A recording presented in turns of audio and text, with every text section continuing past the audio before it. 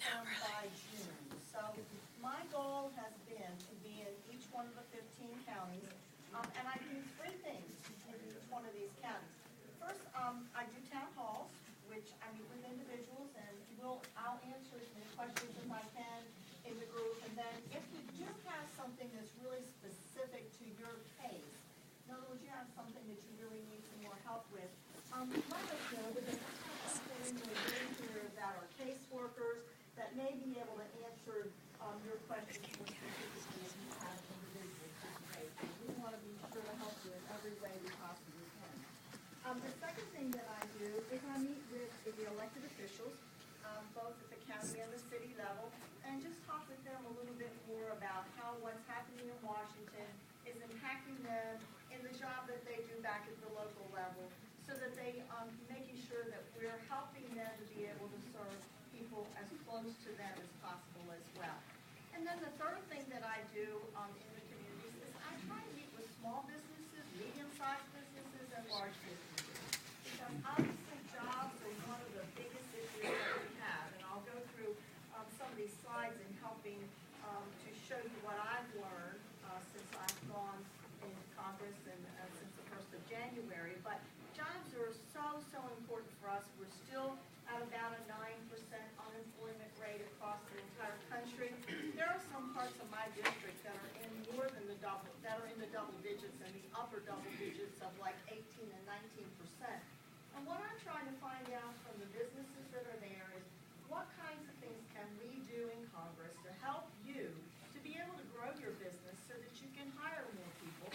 Because when people have jobs, they have more money in their pocket, and more money in their pocket means that there are more goods and services that need to be purchased, and when that happens, jobs grow and flourish. So I have learned a lot from, as I say, the small business owner, the medium size, all the way up to the big business owners, like those from Nissan that have several thousand people that they have employed there at their business. So why don't we go ahead and begin this, because I want to try to give you some facts, things that I have learned that maybe you might not see either on TV or in print or here on the radio.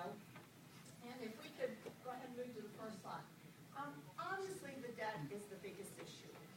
And the debt also affects our jobs, but let's take a look at some of the facts about our debt. We have a debt crisis here in our nation. We are $14.2 trillion in debt. An amazing amount of debt owed. And you'll see as I move through these slides how that debt is impacting our future and also impacting our present with jobs. The debt crisis threatens our job growth, as I've already said. The second thing is many times we don't think about how it threatens our national security. And I have a slide to show you very clearly how we have to be very careful with our mounting debt and who owns our debt. It is a national security issue. The other thing it does is affect our children's future. Our children and our grandchildren, for every child that is born today, the day that they're born, they are $45,000 in debt. That's their piece of the debt that we owe. We have a debt crisis because Washington spends too much, and I'm going to show you that on the slide. Not because Washington taxes too little. And there will be questions about that, and I'll be happy to answer those. But as we've already said, I hope that we'll all be respectful of one another as we're teabaggers. Okay? All right. Thank you. All right. Number 4. The spending is driven by our retirement and our health security programs. I'm going to show you some slides that will help you to be able to see that in a very clear way. Number 5, the cost of doing nothing is unacceptable. And I will tell you, having sat on these committees and listened to those who come to testify before our committees, we have people that are economists that are all the way from the very right, the very fiscally right side, and we have them from the left side being very progressive. Every one of them, regardless of where they sit on that scale, will tell you we have 5 years to get our debt in order. And we ask them, okay, does that mean 2.5 years? Does that mean 3 years? What does that mean? And this is one of the analogies that was used. And I like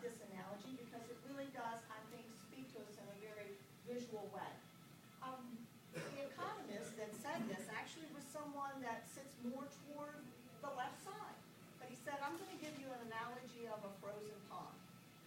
And because I was raised in the north, and I skated on ponds, and I really like this analogy. I remember when I would come home from school and we would take our ice skates and go out and look for a pond to skate on. My mom would always say, don't you go on that water if it's not really frozen. And what we would do is we would skate around the perimeter where it was very shallow, because that was the thicker ice. And then as you skated toward the middle where the water got deeper, the ice got thinner, you'd feel it crackling. And as you felt the crackling, you knew that you better get back to where it was safe or you were going to fall through. And that was the analogy that was used by one of the economists, is that we are really skating on the crackling ice. And we don't know when that ice is going to be thin enough that we can't get back on the solid ground. And they'll all agree that 5 years is what we have in order to get this crisis straightened out. I'm going to talk about principles to save and strengthen Medicare, Medicaid, and Social Security. And finally, I'm going to show you what we can do today to help to turn this back around and get us back on more solid ground on ice that is truly solid. Okay, so the first thing whenever you have a problem is you have to go back to say, let's get the facts. Let's make sure we really understand where we are, what has caused us to be where we are today, and then talk about some things we might be able to do to fix it. Our total spending in all of our dollars is $3.5 trillion. This is the outlet. If we look at where that money is spent, on the right-hand side you will see two categories there, two pieces of the pie. One is the non-defense discretionary spending, and that would be things like education, transportation, health. All of those things are included in that piece of the pie. And then the other piece of the pie, the gold piece of the pie there, is also part of the discretionary spending that's on the defense side. Then we look at, and that represents about 40% of our budget. The other 60% of the budget is called non-discretionary, or I call it autopilot. And the reason why I call it autopilot is because this spending has been put into place by law. So in other words, when these programs are set up, they're provided for in law, and we don't go back on a yearly basis and say, okay, they only have this much they can spend. They grow as whoever fits into that category and applies for that service, meets that criteria, it continues to grow. So let me give you an example. Because we have had the economic downturn, of course we've had a lot of unemployment. And as we have unemployment, people need services such as food stamps, housing, maybe some Medicaid. As long as you meet the criteria in those categories continue to grow. So in other words, we don't say on a yearly basis there's only going to be this much money in this pot. No, in each one of those categories, they just grow according to what's needed. And let me give you an analogy of how I see this in a household. If I say to my husband, honey, this is our budget, but we don't really know how much money that's going to cost us in a year. And what I'm going to do is I'm going to have you be responsible for the entire budget, but what you're going to know about is only 40%. So I'm going to give you that 40% for paying the rent and the food and the electric and all of those things. But then I'm going to have a credit card for the other 60%. And I'm not going to tell you what's on that 60% of that credit card until the end of the year. And then you're going to have to find the money to be able to meet whatever I put on the credit card. That's really what happens, is that because it's on autopilot and there are no parameters to it, those programs, which is 60% of the budget, grow without there being a year-to-year set amount in those programs. And that's really what causes us to get into trouble, is that we have 60% of our budget on an autopilot. Okay, let's go to the next one. So if we look at our burden of debt, if we go all the way back to 1940, we see that during World War II, we borrowed a lot of money during the wartime. But from that point in time, as we move forward, our amount of debt as our share to economy, the percentage of GDP, has stayed pretty consistent, and you'll see that it does have a little wave, and I'll show you some other slides that will be a little clearer than this, but it does have a little wave. But basically, our percent of our debt to our GDP since been somewhere between 18 and 20%.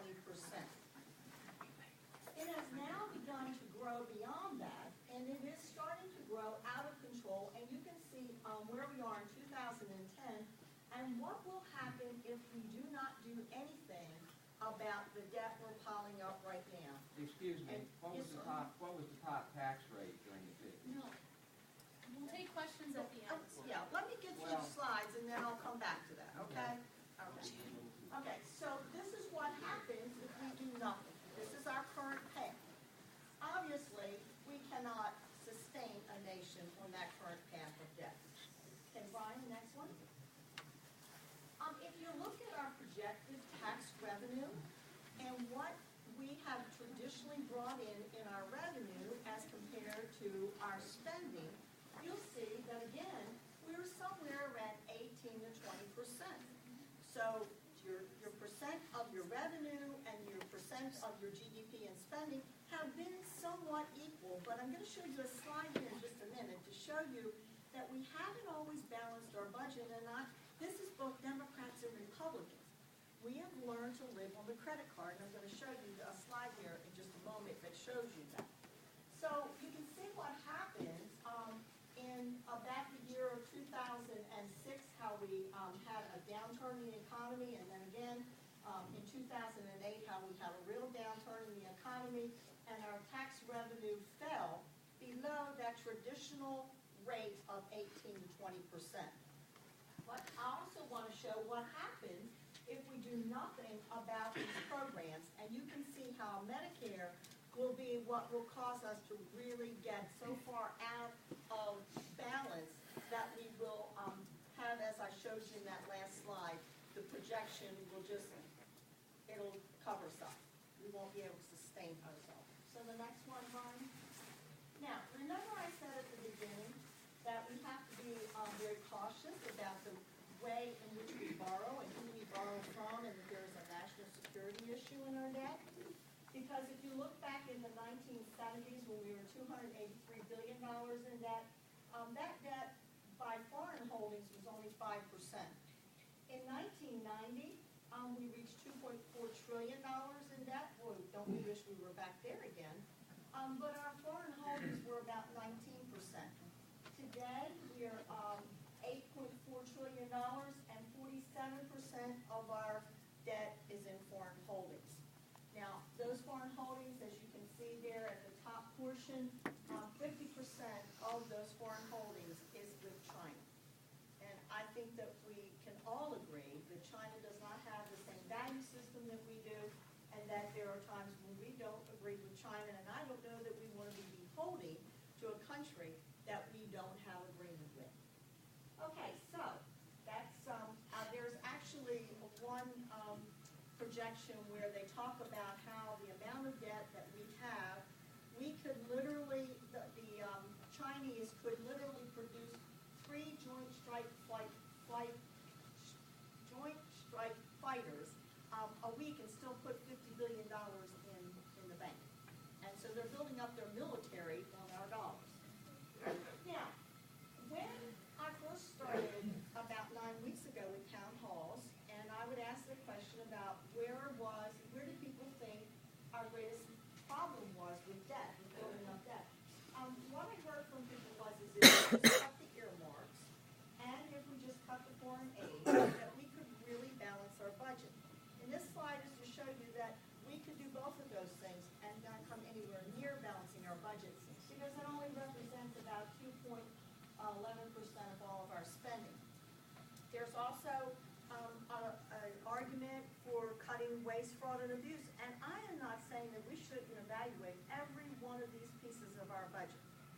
Every piece of our budget should be looked at, every one of them. But we also have to understand what the drivers are in order to be able to get to a possible solution. So yes, we need to look at these, but it is not what's going to cause, not what's going to allow us to be able to get to a balance. Okay? So here is what has been recommended by our budget committee. There's a plan called the Path to Prosperity. Many of you may have heard about this in the news. And what I'm trying to do here is to once again show you, going back to just 1968, that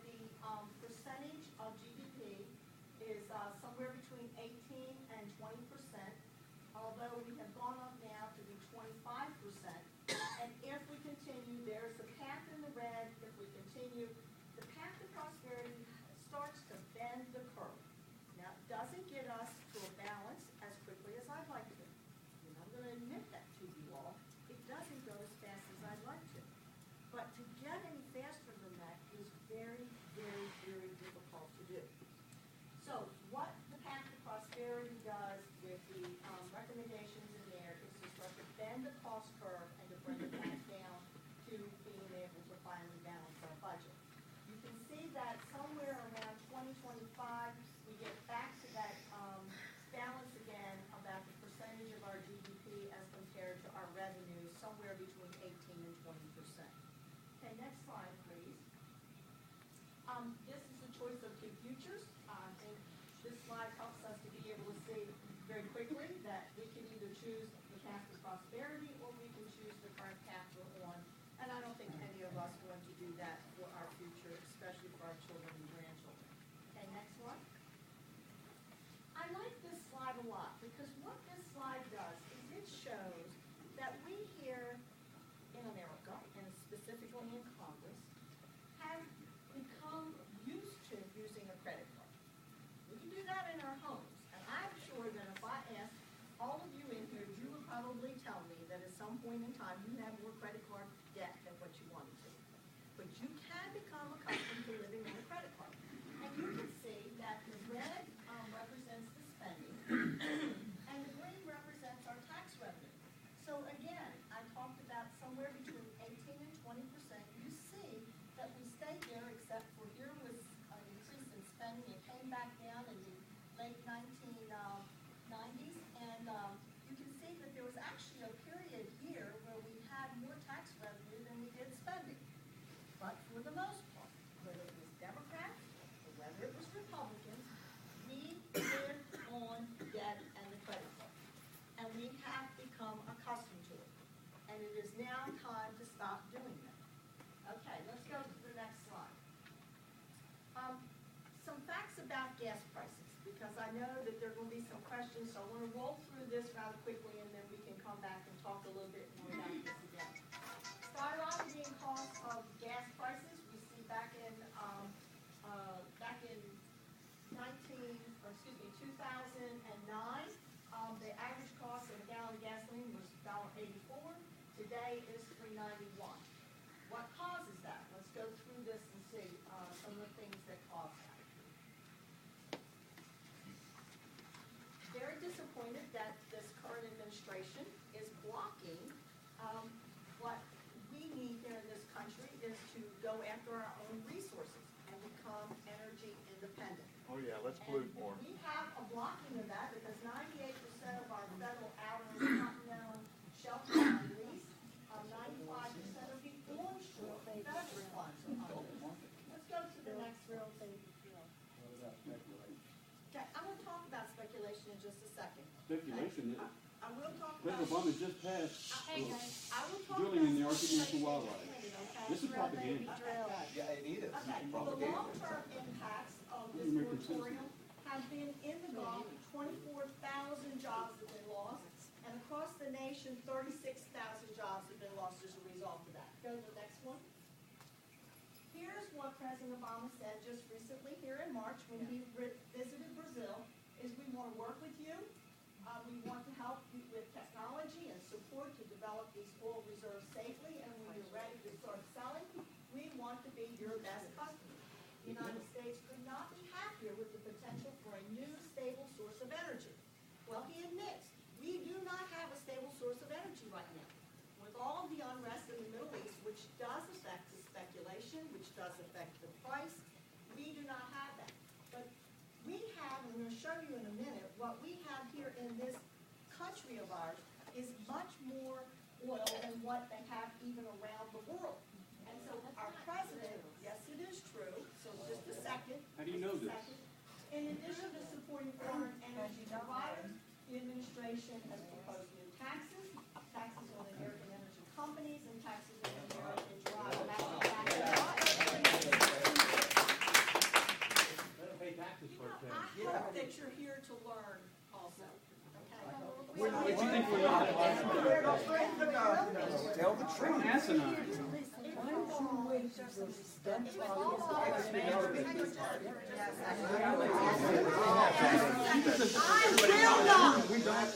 You're in the Army? I will have you every day, removed if lady. you do not be You will? considerate. Yes, Just I like will. the tea baggers you were doing. No, sir. Right. Does he not Okay. have a Okay. There you go. People have come here to hear what's being said. Good, we'll get this on. So Instead of propaganda? let's be respectful of everyone. There's too many people hurting in this country. So let's just wait until I'm finished, sir. I will answer your questions and give you an opportunity. Okay. Go to the next slide, please. This is a proposal from this current administration. What he wants to do is he's proposing a new government office that will monitor your driving and require you to pay a tax on how much you drive. Now, you may like that. I don't like that. Also, this is gonna cost us $200 million for a new department to do this. Next slide. What are we doing, in the House? We wanna stop government policies that are driving up gas prices. We want to expand the American energy so that we can become oil independent. We do not have to depend on other countries. It creates jobs and it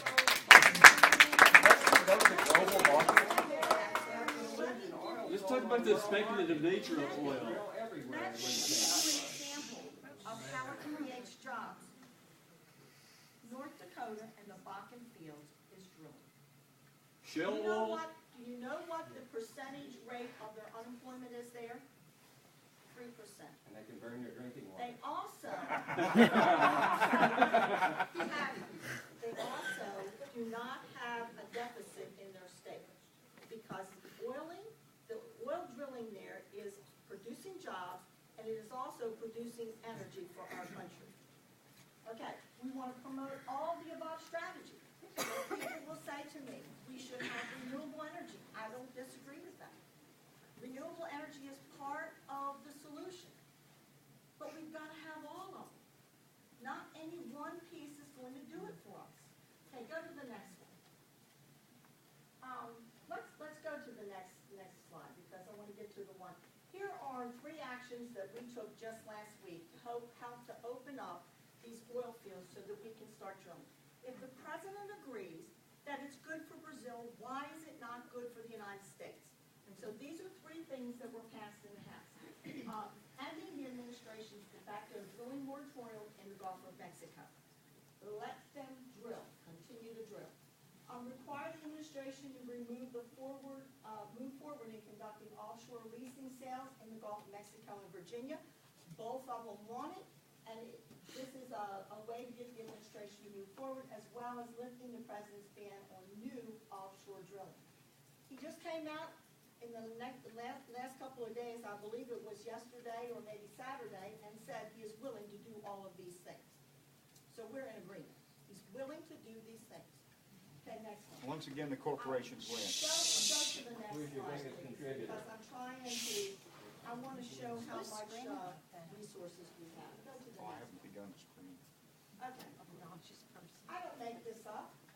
This comes as a report from the Congressional Research Services. It shows how much world oil, natural gas, and coal recoverable resources that we have by countries. The United States is by far and large the largest of those recoverable energy sources. We need to become energy independent here in this country so that we're not depending on this instability around the world. Okay, next one. Now, these are my contact pieces of information, and I am going to open it up for questions, but I really do ask that we all be respectful of one another.